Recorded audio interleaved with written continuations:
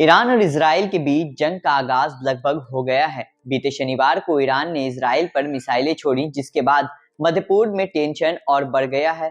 Iran और Israel के बीच ये शुरू हुई टेंशन कोई नई नहीं है। दोनों देशों के बीच चिंगारी पहले से ही लगी हुई थी। दोनों देश एक दूसरे के खून के प्यासे हैं। ईरान के शासन चला रहे इजराइल को छोटा शैतान मानते हैं, जबकि उनकी नजर में इजराइल महज एक मोहरा है। इन सब के पीछे बड़ा शैतान यानी कि मास्टरमाइंड अमेरिका है।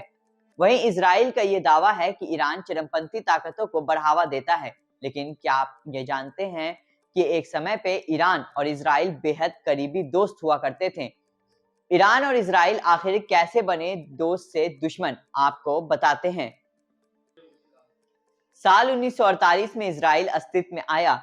तब मिस्र के बाद ईरान दूसरा ऐसा देश था जिसने इजराइल को देश के रूप में मान्यता दी। लेकिन उस वक्त ईरान में इस्लामिक क्रांति नहीं आई थी। तब ईरान की सत्ता शहरज़ा पहलवी के हाथों में थी। तब तक इजराइल और ईरान के बीच संबंध गहरे थे। तेल से लेकर हर चीज का व्यापार दोनों देशों के बीच चलता था। फिर आता है साल 1979। तब ईरान में इस्लामिक क्रांति छिड़ी।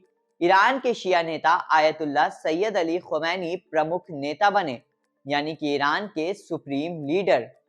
उसके बाद से बदलाव आना शुरू हो गया।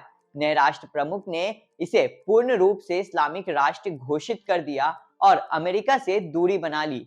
इजराइल से रिश्ते को तोड़ने में कहीं ना कहीं उसकी अमेरिका से दोस्ती भी एक प्रमुख कारण रही है।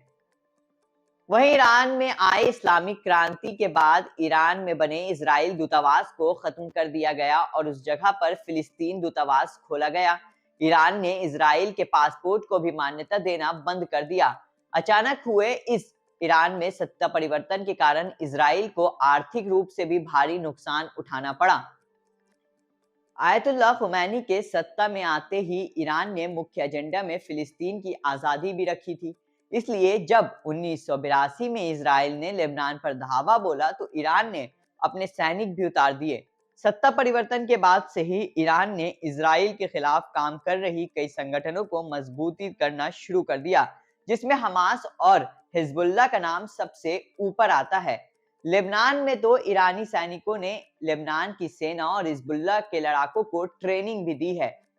पहले आर्थिक नुकसान, फिर लगातार युद्ध जैसी स्थिति से ईरान इजराइल के बीच दूरी बढ़ती गई, जिससे कम होने की संभावना फिलहाल दूर दूर तक नहीं दिख रही है।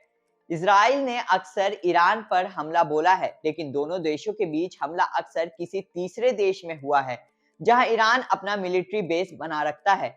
दोनों देशों ने कई बार बिना एक दूसरे का नाम लिए एक दूसरे को भारी नुकसान भी पहुंचाया है। वहीं कई जानकारों का कहना है कि अगर ईरान और इजराइल सीधे तौर पर जंग के लिए उतर जाते हैं तो जंग तीसरे विश्व युद्ध की तरफ भी बढ़ सकती है। ईरान के समर्थन में जहां रूस सीधे तौर पर उतर चुका है, तो वहीं इजराइल को भी अमेरिका का पूरा समर्थन है। अब ये देखने वाली बात होगी कि ईरान के इस हमले का जवाबी कार्रवाई इजराइल किस तरीके से करता है। वहीं ईरान भी इसके जवाबी कार्रवाई के लिए कहीं ना कहीं तैयार दिख रहा है। फिलहाल इस वीडियो में इतना ही। बाकी और तमाम देश और दुनिया की खबरों के लिए आप देखते रहिए सोशल बैठक। नमस्कार।